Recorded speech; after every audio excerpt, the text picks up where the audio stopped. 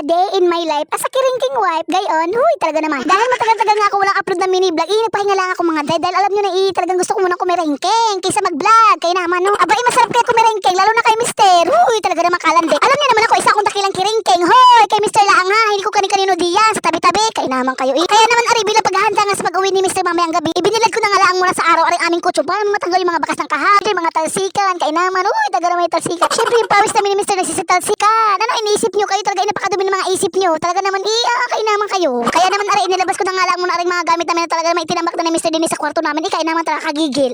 Talaga naman itong lalaki ito. Wala niyang tambakan na rin aming kwarto. Palibhasa yung asawa niya masipag maglinis dito sa bahay. Kung ano-ano na lang naiisip linisin. Kaya naman talaga, kaya talaga noon, naku, okay lang sana kung malaki ang bahay namin. Hindi naman ikalit lang ng bahay namin bago tatambakan niyo ng kung ano-ano. Talaga naman high blood ka, kagigil. Bago yung kulaan din naman tagaligpit mga kalat nila. Talaga naman magigigil ka talaga. Kaya naman talaga parang gusto ko na mag-resign bilang asawa. Kaso nga lang, di ko kaya.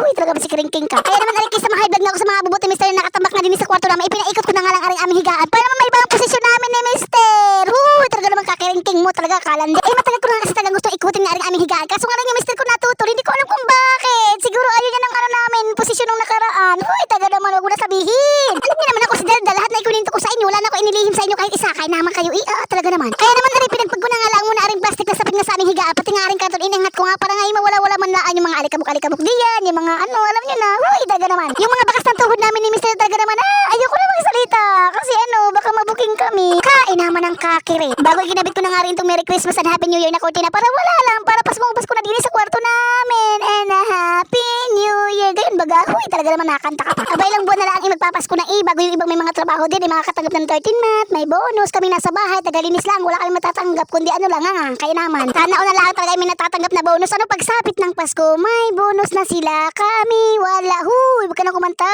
Alam niyo naman ako, singer na, composer pa. Oo, may sarili akong lyrics ng kanta ko mga day. Bakit may reklamo kayo? Kaya naman kayo Kaya naman ari kaysa umulan pa nakakakanta ko kinabit ko na nga lang muna aring budget namin. Hoy, mga day, bagong labayan ha. Baka mamaya may magsabi naman diyan sa akin. Naku, panilaan naman ang linis ng babaeng yan. Di mo naglalaban ng mga budget tsaka kumo. Tagal naman ang gigigil ka talaga sa mga chismosa diyan na talaga naman wala naman silang alam, kagigil. Abay, kahit nag-iisa lang ari aking budget talaga ko yan nilalaban. Siyempre ginagamit yan namin yan ni Mister sa mga namin. Alam niyo na kung saan namin yan ginagamit. Uy, taga naman si Kiringking ka talaga talante. Bago itinanggal ako na nga rin ng plastic yung aming pum dahil sabi ni Mister maingay daw pag nag-aanoan kami. Di ko alam kung bakit. Siguro naasiwa siya kaya naman. Uy, si Kiringking. Kung ako lang ang taga masusunod mga day hindi ko natatanggalan ng plastic yung aming pum dahil wala lang, baka madumihan, baka mamansyahan. Alam niyo naman doon kami nag-aanohan ni Mister. Kaso nga lang yung aking Mister masyadong reklamador. Alam naman talaga siya yung naglalaba kapag halimbawa nadumihan yung aming kutsyon. Kaya naman talaga yung lalaki ikagigil talaga. Ang hirap talaga kapag may Kiringking kang asawa kasi kahit anong gigil mo sa Mister mo kapag niyaya ka sa mga ganyong klase mga bagay-bagay yung gigil mo inawawala. Kaya naman. Uy, maglinis ka na. Tama na yung Kiringkingan na yan. Talaga naman ikaw kadaldal mo. Sorry na nga. Dahil tapos ko na nga linisin yung maliit naming kwarto. Abay, dito naman ako sa maliit namin sala maglilinis. Talaga naman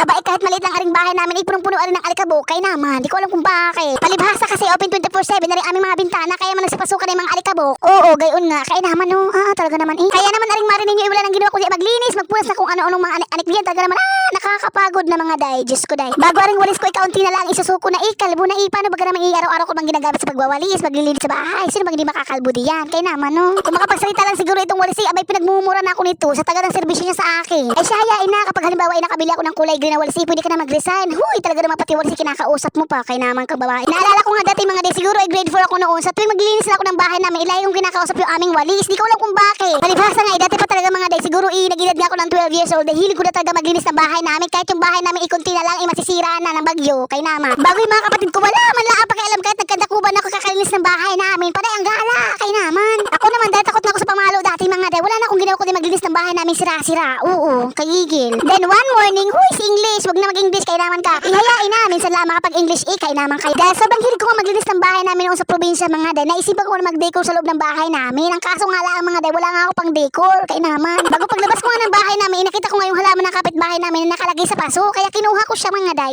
Tapos sinilagay ko nga doon sa loob ng bahay namin para naman kahit papaano ay gumanda-ganda man lang yung bahay namin sira-sira. Kaya naman. Di ko man lang ang naisip na baka hanapin ng may-ari yung halaman nasa paso. Kaya naman talaga no, bata pa kasi ako ng mga day. Kumbaga alam ko na nagnanakaw ako ng halaman pero wala akong pakialam mga day. Basta ang importante sa akin ay gumanda yung loob ng bahay namin. Gayon. Tapos kinahaponan nga noon inarinig ko nga yung kapitbahay namin nagngangawa, nagsisigaw kasi nawawala na yung kanyang halaman. Bago ako tahimik lang sa loob ng bahay namin, di ako nalabas. Aba ikatakot kaya baka mamaya ipaglabas ko tanungin pa ako kung sino kumuha ng halaman. Ano sasagot ko? Ako ang kumuha. Gayon. Kay naman. Yung kapitbahay pa naman namin ay manghilig manghato ng pamalo. Kainis. Tapos na kinagabihan nga pag-uwi ng tatay ko galing trabaho mga day, inapansin nga niya yung halaman sa likod ng aming pintuan. Yung tatay ko pa naman din na yun, ayaw na may halaman sa loob ng bahay namin. Kaya naman tinapon niya mga day. Tapos isaktong-sakto papaghagay siya sa bintana namin mga day, dumaan yung may-ari ng halaman. Oo, galit eh. Kaya yun ang ending, binugbuglaw ng tatay ko nung nalaman na ninakaw ko lang pala yung halaman. Kaya naman no, kasakit. Wala lang, naikwento ko lang sa inyo mga day. Alam niyo naman ako, si Daldal. Kaya naman no.